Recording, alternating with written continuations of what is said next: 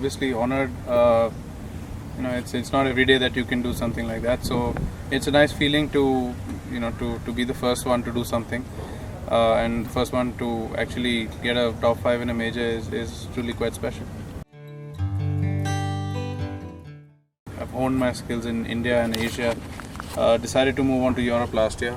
Got my card, and then early in the year, the 2 breakthrough wins.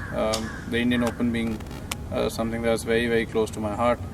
That kind of allowed me to play in America, to get into the majors, the WGCs, and I think over the last year and a half, I've had that opportunity to play in a number of these events, and I think the confidence has built up slowly.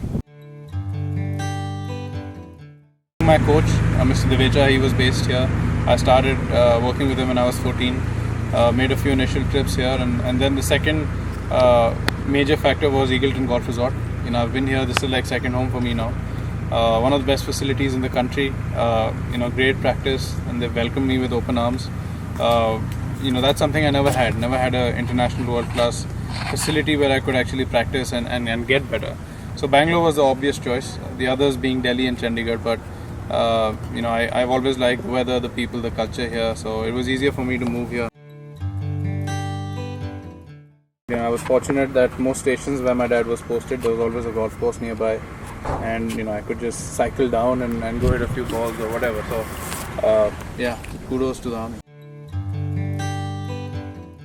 Introduce it at a school level. There's so many international schools with massive budgets. Surely they can add a sport like golf to their other curricula. Get more kids playing the sport. Maybe make it a college sport. Add an incentive there. Like when I was playing for India when I was in college. But the guy who was playing for cricket for college got attendance, but I didn't. Even though I was playing, for the nation. So I think things like that. You need to make it attractive to young people. I haven't really had any support from the government. We do have the Indian Golf Union, which takes care of the sport at the amateur and the junior level.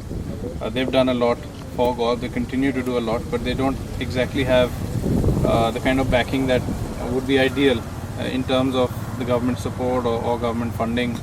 So I think that's one area where golf hasn't managed to make progress. You look at some of the other sports like badminton or tennis or some of these others, they've had a fair amount of government support, and I think that's something that we desperately need. We've made, as players, as people who love the sport, we've made various appeals at various times, but they've kind of fallen on deaf ears. So I'm hoping that if I do get into the Olympics, if I can do well, maybe that should wake them up.